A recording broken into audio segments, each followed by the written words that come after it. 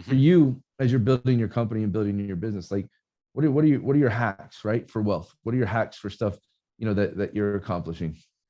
Like, what are my goals, or what am I Well, hacks. What are your tips? oh, hacks. What are your things that you feel like, hey, Listen, here's a reason why I'm yeah, okay. continuing to succeed. Obviously, you're in a good ecosystem, right? And invest, The yeah. world you live in.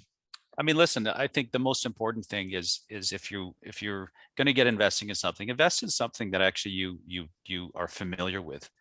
I mean, one of the main reasons I haven't been a big crypto investor is because I really don't understand the crypto space. I'm a finance guy. I've tried people. I've gone to crypto courses. I've tried to figure this stuff out. I still don't get it.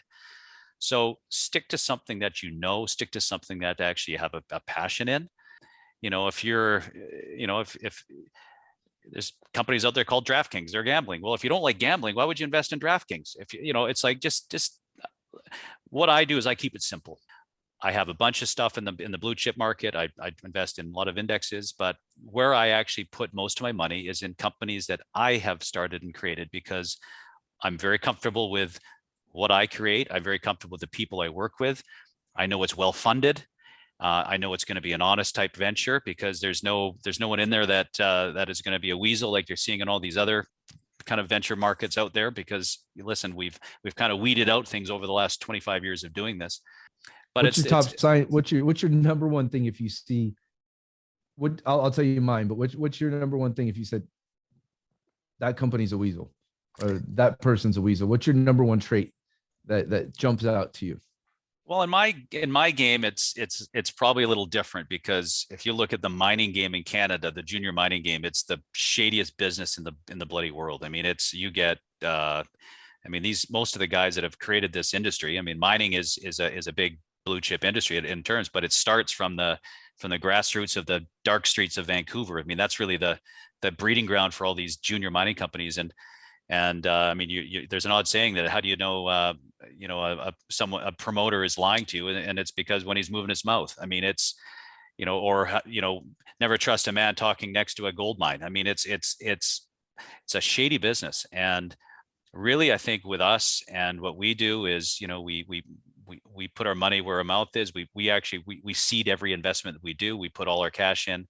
We bring in institutional involvement. We have big institutions, some of the biggest, smartest guys in the business that invest in Barrick and Agnico. I mean, they're investors in our deals. So it's just it's a track record. And for us, that's kind of our I don't invest in other people's deals if it's a speculative investment. I just do it. I do them myself because I trust it. I know how to do it. So kind of my hack might be a little different than yours, but it's just you have to do your homework before you go in. You got to make sure people have a track record. You got to make sure there's management. You got to make sure they have money.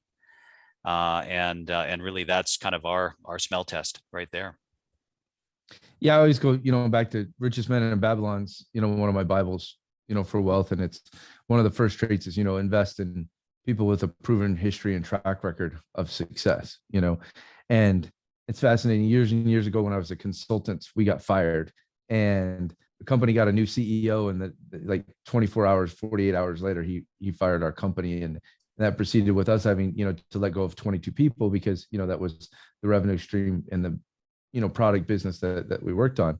And I went and did research on the CEO, and, I just did a quick little deep dive, and I couldn't find a single company he had ever run that was still a company. And like, to me, that's a very bad sign. If a company hires a new CEO and all the companies that they hired are no longer in business, it's a pretty bad sign. Yeah, And that's a warning bell. Yeah.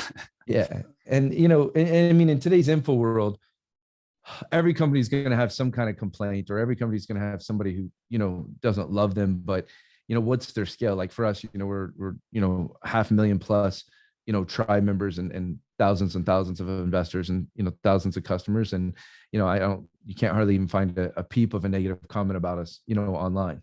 And that's one of the hardest things in the world for us to create and build is, an unstoppable reputation.